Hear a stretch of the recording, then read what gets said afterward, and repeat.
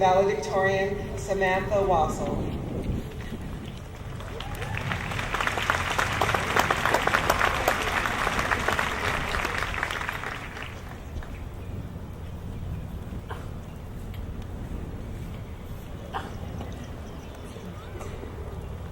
There is a point during Disney's 1953 animated film Peter Pan at which Captain Hook turns to his first mate, Mr. Smee, and proclaims, "We've so little time, we sail in the morning." If my time as an English writing major has taught me anything, it's that most good writing, speeches included, open with a hook, and I found this one particularly conducive to the message I hope to convey today. I'll reflect more on Hook's insight after speaking about a few of my own.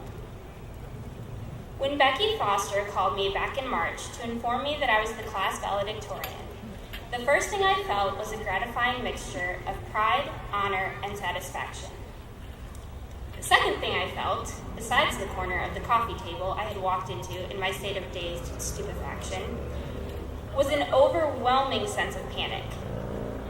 While I both recognized and appreciated what an honor it was to earn the distinction among so many intelligent women, the moment my mind made that inevitable connection between the words valedictorian and speech, I felt undeserving of the title.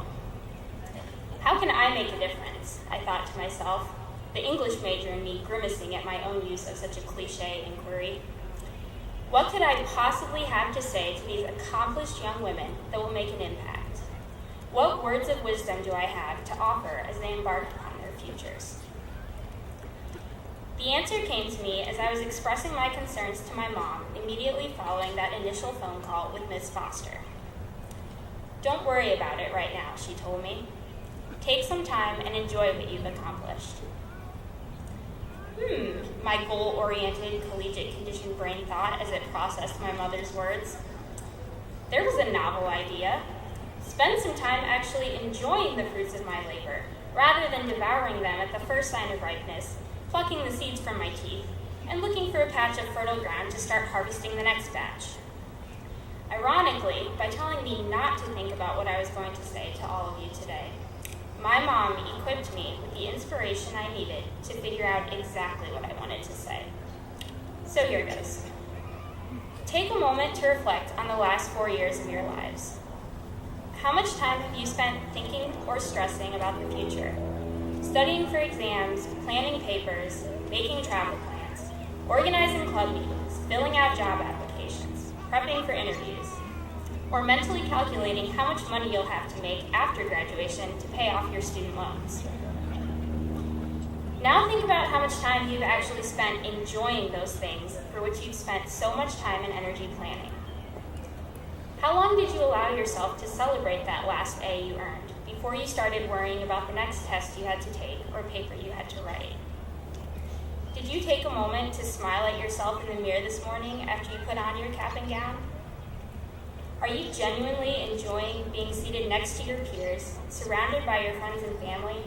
Or are you worrying about walking up here in heels to receive your diploma without tripping and falling flat on your face? This brings me back to my opening quotation by Hook.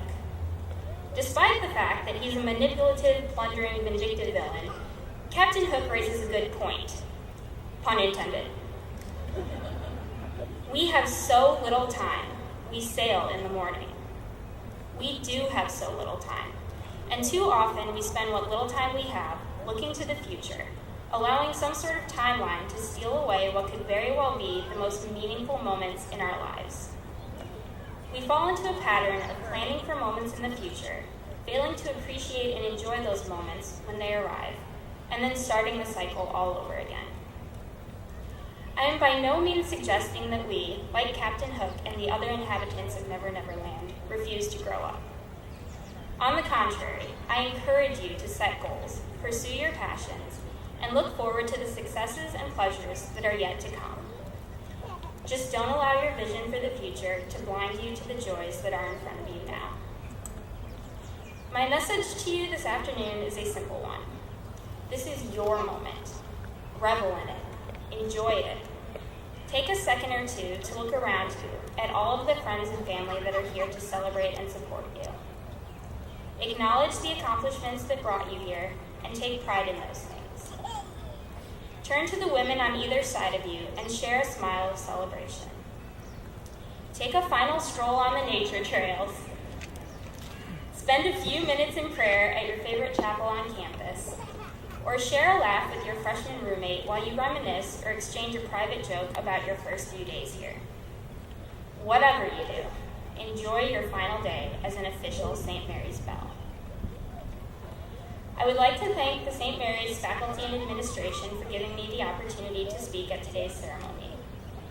I also owe a thank you to a few of the individuals who helped me get here, to this moment, so that I could enjoy it just as much as I've asked all of you to. First and foremost, I'd like to thank my husband, Andy, who's been a source of both comfort and inspiration for me over the past 4 years. Sorry. I couldn't ask for a greater support system, a more loving companion, or a fiercer Mario Party opponent. Andy, you love me despite all of my oddities and quirks. And I love you for being the strongest, funniest, goofiest, and most passionate man I've ever met. I'd also like to thank my family, Mom, Dad, Kyle, Matthew, Emma, also known as Booger, and that's a term of endearment, I assure you, and Grandpa. Mom, you've been my rock and one of my best friends during my time here. Dad, you've always supported me and let me know how proud you are of me. Booger, you never failed to make me laugh. And Grandpa, you've been one of the biggest and most loyal fans of my writing career since it began. I've also been blessed with some amazing in-laws, so to Mary, Pete, and Karen Wassel, thank you for carving out a little niche for me in your wonderful family tree, and for supporting me in all of my endeavors.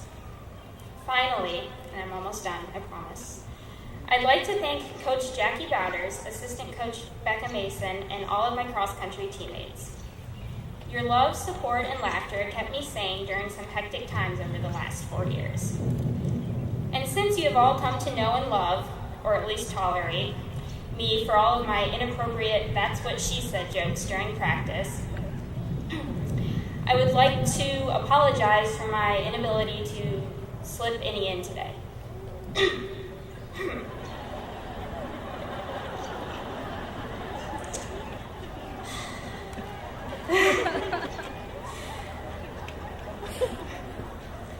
My coach, Jackie, deserves a special thanks.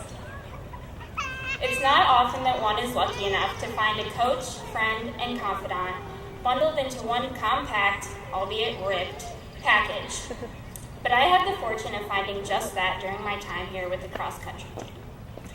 Oh, and I owe one final thanks to a certain friend and teammate of mine whom, upon learning of my valedictorian title, immediately texted me with a demand for a shout-out.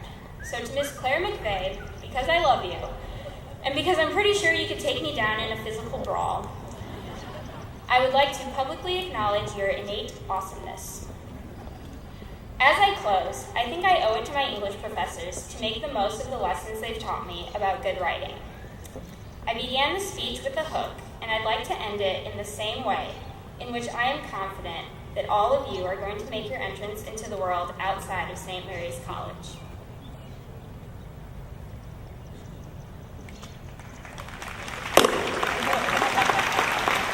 With a bang. Congratulations, St. Mary's class of 2011.